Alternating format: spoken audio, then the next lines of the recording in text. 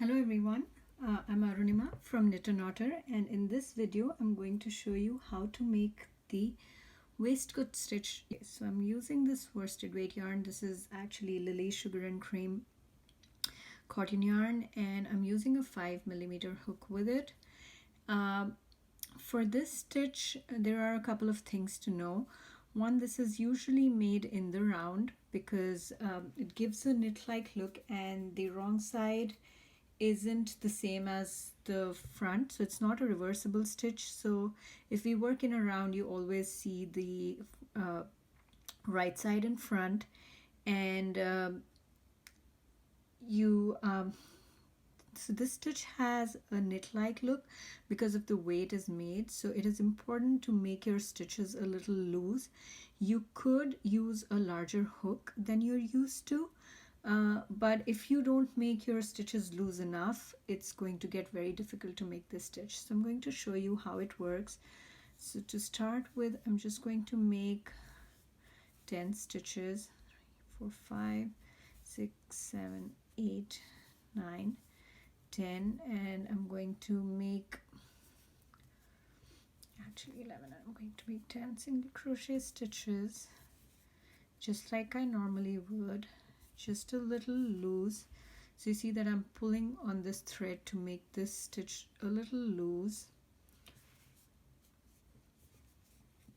I'm normally a tight crocheter, so this was hard for me because I had to tell myself with every stitch that I had to pull on the yarn to make it a little loose. But as I was working on the project that I made with it, it worked out just fine. I got used to it, so it's not so hard. I didn't even have to switch to a larger hook, which I initially thought I might.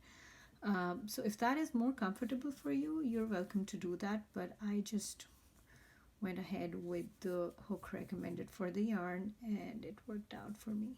Some stitches were a little tight, but I just worked with them. So here, and then I'm just going to turn around here, and okay, so to make my waistcoat stitch, I need to find where to insert the hook. So if you see, this is my first single crochet, and this is my first single crochet, and this is where I'd normally make my next single crochet, but you have to find the V of the next single crochet stitch and insert your hook in between, right in between there. So here I am to insert my hook in between, yarn over, pull through. Again, make sure it's a little loose for the next row, and pull through. So I have to do that. So you see why we need the stitches to be loose, for us to be able to insert the hook in between those two vertical lines there for the next stitch. So insert hook, yarn over, pull through, and that's how it is. So I'm going to make a few more stitches for you to see how it works out.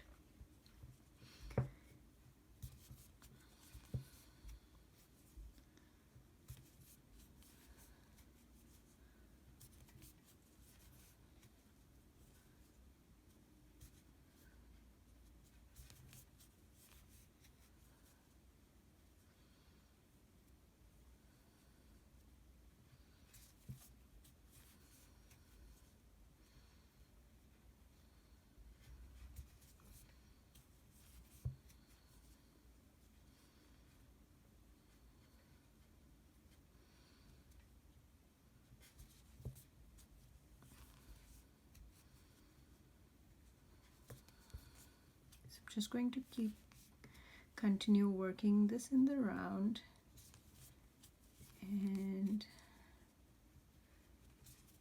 you can see that it's not so hard to insert the hook into the stitch if the stitches are made loose. I have a little bit of a weird angle crocheting because of the video, but it's actually not hard at all. If you see me struggling a bit, just because it's just because of the angle and not because of the stitch. So I use my finger here to put some pressure so that I can insert my hook more easily. And so if you look at it so far, it's more like a knit look than a crocheted look. So you see that each stitch aligns on top of the other, and this stitch can be used to make patterns with using graphs, pixelated graphs, and you can make pretty much anything with this. So this is just a technique that works in the round, and as you go you can just see this knit pattern work up. I'm going to have a couple of patterns up on my blog that use this stitch, and I'll also have another tutorial that shows you how to change color and follow a graph to make a pattern with this. So if you'd like to see that tutorial, you can find the link in the description below, and please reach out to me if you have any questions. I'll be happy to answer them for you, and I'll see you in my other tutorials.